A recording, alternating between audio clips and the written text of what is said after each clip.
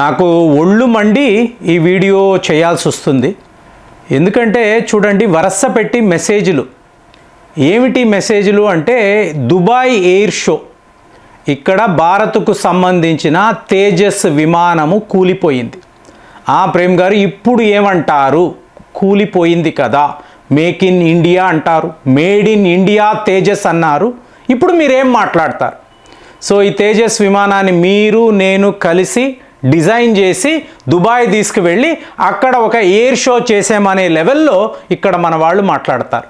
ఇదే బాధపడాల్సిన విషయం. మీకు చాలా ముఖ్యమైన ఒక విషయం చెప్తాను చూడండి ఫ్రెండ్స్. పాకిస్తాన్లో ఇస్లామాబాదులో ఒక ఆఫీస్ అండి, లిటరల్గా వాళ్ళు చూపిస్తున్నారు. ఇక్కడ ఈ ఆఫీసులోనే మేము నేరేటివ్స్ అనేవి వినిపిస్తూ ఉంటాము. అంటే ఒక 10 మంది అక్కడ కూర్చొని సాఫ్ట్వేర్ ఇంజనీర్లు, వీళ్ళ పని ఏమిటి అంటే తప్పుడు కథనాలు రాయడం. అంటే ఒక యానిమేషన్ చిత్రాన్ని తీసుకొని అందులో ఒక విమానము కూలిపోతే, చూసారా ఆపరేషన్ సింధూర్లో రఫేల్ విమానము ఎలా కూలిపోయింది, 2023లో ఎప్పుడో ఒక సుఖాయ్ విమానము ఒక ఎయిర్ ఫోర్స్ డ్రిల్లో కూలిపోయింది. దానిని చూపించి మా JF-17 దాడికి సుఖాయ్ విమానం ఇలా కుప్పకూలిందని ఫోటోలు పెడతారు. ఏంటి ఈ అబద్ధాలు చెప్పడానికి? వాళ్లకు ఒక ఆఫీస్ అండి, అందులో స్టాఫ్, అందులో రైటర్స్, మీకు యానిమేటర్స్, సాఫ్ట్వేర్ ఇంజనీర్స్. అంటే మీరు చాలా నిజాయితీగా ఉండాలి, ఎప్పుడు ఎటువంటి అబద్ధమో ఆడకూడదు. కానీ ఇక్కడ యుద్ధము అండి, యుద్ధము జరుగుతున్నప్పుడు అశ్వత్థామ అతః కుంజరః, డిసెప్షన్, ఇది చాలా ముఖ్యం. శ్రీకృష్ణ పరమాత్మ మనకు చెప్పిన విషయం. కానీ ఏం జరుగుతుంది చూసారా? ఇలా అయిపోయింది. ఇప్పుడు నేను ఏమండి 11 ఎయిర్ బేసెస్ ధ్వంసం అయ్యాయి. ఎక్కడ? పాకిస్తాన్ వైపు. అంటే ఒక మిత్రుడు ఫోన్ చేస్తాడు, ప్రేమ్ గారు 9 అయ్యాయండి, 11 అంటారేంటి?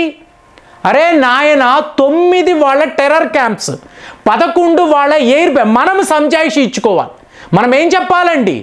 20 ఎయిర్ బేసెస్ మీకు అక్కడ ధ్వంసం అయ్యాయి అని చెప్పాలి. ఇలాంటి నేరేటివే మనం వినిపించాలి.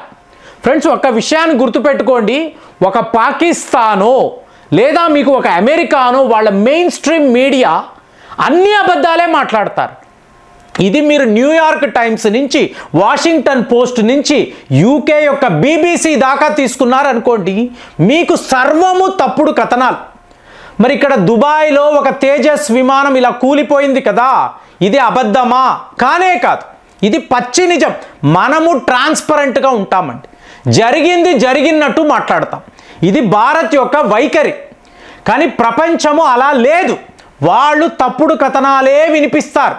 కానీ ఇక్కడ మన భారతీయులే, మన దేశములోనే చూసారా మేక్ ఇన్ ఇండియా అన్నారు, తేజస్ ఇలా కూలిపోయింది, ఇప్పుడేం మాట్లాడతారు? ఇలా అన్నప్పుడే కోపం వస్తుంది. కానీ అలా మనం అనుకోకూడదు. ఇప్పుడు మీరు చూసారనుకోండి, F-35 అని ప్రపంచములో ద గ్రేటెస్ట్ స్టెల్త్ విమానం, 2015లో దీన్ని వాళ్ళు ఇండక్ట్ చేశారండి. 2015 నుంచి 2025 10 ఏళ్ళు 31 సార్లు అది క్రాష్ అయ్యింది, 31 టైమ్స్. మొన్నటికి మొన్న కూడా అలాస్కాలో క్రాష్ అయ్యింది. మరి మీరు ఇంటర్నేషనల్ మీడియా అన్నారు అనుకోండి, వెస్టర్న్ మీడియా అడిగారు అనుకోండి, ద గ్రేట్ F-35 అంటే తమిళ్లో ఒక సేయింగ్ ఉంది, యానైకుం అడి సరుక్కుం అని అంటారు. అంటే ఏనుగు కూడా కాలు జారుతుంది అని అర్థం. సో అలాగా మా F-35 వరల్డ్లో గ్రేటెస్ట్, అది కూడా ఇలా కూలిపోతుందండి. ఇదే ఒక ట్రాజెడీ. అంటే వాడు ఒక అద్భుతాన్ని సృష్టించాడు, చిన్న పొరపాటు జరిగింది అని వాడు నేరేటివ్స్ వినిపిస్తాడు. అదే మీరు JF-17 థండర్ని అంటారండి, చైనా వాడు తయారు చేసిన మీకు విమానం. పాకిస్తాన్లో మాత్రమే 5 సార్లు ఇది కుప్ప కూలింది. కానీ ఎక్కడ ఎవరు మాట్లాడరు. మీకు ఇది ఎప్పుడు 2011 నుంచి కూడా 5 సార్లు, 2011, 2016 సెప్టెంబర్, 2020 సెప్టెంబర్, మళ్ళీ 2023 ఆగస్టు, మొన్న లాస్ట్ ఇయర్ 2024 జూన్. మీకు ఎజెక్ట్ సీట్స్ ఉంటాయి చూసారా, మీకు ప్రమాదం జరగబోతుంది అన్నప్పుడు ఈ పైలట్ ఇజెక్ట్ బటన్ నొక్కుతారు, వెంటనే సీటుతో సహా ఒక పారాచూట్ ఓపెన్ అయ్యి ఇతను ఎగిరిపోతాడు. ఆ సంస్థ వాళ్ళు చెప్పారు JF-17 థండర్ మొన్న ఒక ప్రమాదానికి గురైంది, కానీ మా సీట్స్ యొక్క గొప్పతనం ఏమిటి అంటే ఆ పైలట్ సురక్షితంగా ఇజెక్ట్ అయి తన ప్రాణాలను కాపాడుకున్నాడు. ఇంతంత మంది ప్రాణాలను మా సీటులే కాపాడుతున్నాయి. ఏంటి ఆ విమానము, దాని ఇంజిన్, మీకు ఆ పైలట్ యొక్క ఎక్స్పర్టైజ్ ఇవన్నీ కాదు, వీడి ఇంజనే మీకు ఆ ప్రాణాలను కాపాడిందని వాడు చెప్తాడు. అప్పుడే ప్రపంచానికి తెలిసింది, ఓహో ఇలాంటి విమానాలు అమెరికా వాడివి, చైనా వాడి విమానాలు ఇలా కుప్పకూలిపోతాయి. ప్రపంచం అప్పుడే తెలుసుకుంది. ఎందుకు చెప్తున్నాను, వాడి విమానం కూలిపోయిందంటే మనం ఆనందించమండి. ఇది ఎంత ఒక చెప్తున్నా కదా, పాకిస్తాన్ జాతి రాక్షస జాతి అండి. మీకు వాడు పాకిస్తాన్ జర్నలిస్ట్ వీడియో తీస్తున్నాడు, మన తేజస్ విమానం ఎగురుతుంది, ఎగిరి కుప్ప కూలింది, వాడు నవ్వుతున్నాడు. అంటే విమానము కుప్పకూలింది, శత్రు దేశము నవ్వచ్చు, కానీ లోపల ఒక పైలట్ ఉన్నాడు కదా.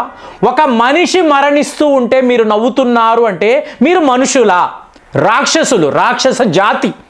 సో ఇలాంటి వాళ్ళ విషయంలో ఆలోచించకుండా మన విమానము కూలిపోయిందని మన వాళ్ళే ఎగతాళి చేయడము ఎక్కడా చూడమండి. మరి ఎందుకు మన వాళ్ళు ఇలా ప్రవర్తిస్తారో తెలియదు. ఇంకా చెప్పాలంటే రష్యా లాంటి ప్రపంచంలో టాప్ మోస్ట్ ఎయిర్ ఫోర్స్ వాళ్ళది కూడా 2022 యుక్రెయిన్ యుద్ధము స్టార్ట్ అయిన తరువాత సుఖాయి 35 విమానాలు, 5 విమానాలు కూలిపోయాయి. సో ఇదంతా ఎవరో ఆలోచించరు, మాట్లాడరండి. కానీ ఇక్కడ చెప్తున్నా కదా, 2001లో తేజస్ అనబడే విమానము మనం ఇంట్రడ్యూస్ చేసాం. మీకు గత 24 ఏళ్లలో 2 సార్లు అండి. పోయిన సంవత్సరం 2024 రాజస్థాన్ వద్ద, ఇప్పుడు నవంబర్ 2025, 24 ఏళ్లలో 2 సార్లు మాత్రమే మన తేజస్ క్రాష్ అయ్యింది. మరి మన రికార్డ్ ఏంటి ఇంకా చెప్పమంటారా? ప్రపంచంలో మీకు ఫైటర్ జెట్స్ మెనూరింగ్ అని అంటారండి.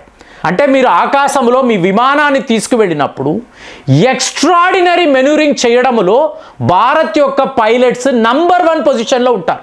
చాలామందికి తెలియదు. ఇదేదో అమెరికా వాళ్ళు, చైనా వాళ్ళు వీళ్ళంతా ఏంటి యానిమేషన్ చిత్రాలు మీకు వీడియోలో చూపిస్తారు. మనం అలా కాదండి. ఈ తేజస్ విమానము 2016 నుంచి మీకు సూళూరు అంటారు, సూళూరు స్క్వాడ్రాన్ తమిళనాడు, దానికి సంబంధించిన ఒక విమానం, మీకు లైట్ కాంపాక్ట్ ఎయిర్ క్రాఫ్ట్ అంటారు. 2016 నుంచి కూడా ఆ విమానము ఎన్నో ఎయిర్ షోస్కి వెళ్ళింది. ఎక్కడా ఇటువంటిది జరగలేదు. మీకు ఇక్కడ ఏమైంది, నెగటివ్ జీ అని అంటారు, నెగటివ్ జీ మెనూరింగ్ అని అంటారు.